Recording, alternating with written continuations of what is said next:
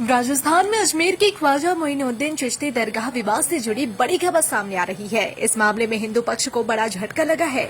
अजमेर की दरगाह को भगवान शिव का मंदिर बताए जाने के दावे को लेकर दाखिल किए गए मुकदमे में 19 अप्रैल को सुनवाई हुई है।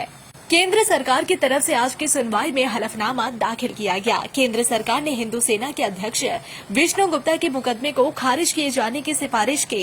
केंद्र सरकार के अल्पसंख्यक मंत्रालय की तरफ से मुकदमे की पोषणीयता पर सवाल उठाए गए और कहा गया कि हिंदू सेना का मुकदमा सुने जाने योग्य नहीं है। इस मुकदमे को खारिज कर दिया जाना चाहिए। केंद्र सरकार की इस सिफारिश से हिंदू पक्ष को बड़ा झटका लगा है। अल्पसंख्यक मंत्रालय की सिफारिश की वजह से अदालत ने आज की सुनवाई स्थगित कर दी। अजमेर की जिला अदालत इस मामले में अब 31 मई को सुनवाई करेगी। मंत्रालय के जवाब में कहा गया है कि हिंदू सेना के मुकदमे में कोई आवश्यक स्थिति होने का आधार नहीं दिया गया है। इसके साथ ही भारत संघ को भी पक्षकार नहीं बनाया गया है। अंग्रेजी में दाखिल किए गए मुकदमे का हिंदी अनुवाद भी ठीक से नहीं किया गया। अंग्रेजी में दाखिल मुकदमे और उनके अनुवाद में फर्क है। 27 नवंबर 2024 को हुई सुनवाई में पारित आदेश में विपक्षी पार्टियों को सुनवाई का मौका भी नहीं दिया गया है।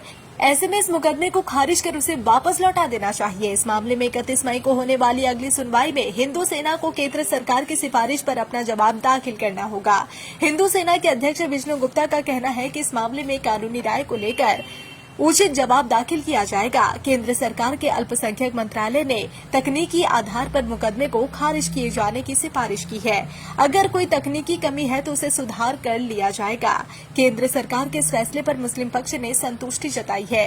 खादिमों की अंजुमनों के अधिवक्ता आशीष कुमार सिंह ने कहा कि इस मामले में हम लोग यानी मुस्लिम पक्ष शुरू से ही मुकदमे की पोषणीयता पर सवाल उठा रहे थे और उसे खारिज करने की अपील कर रहे थे।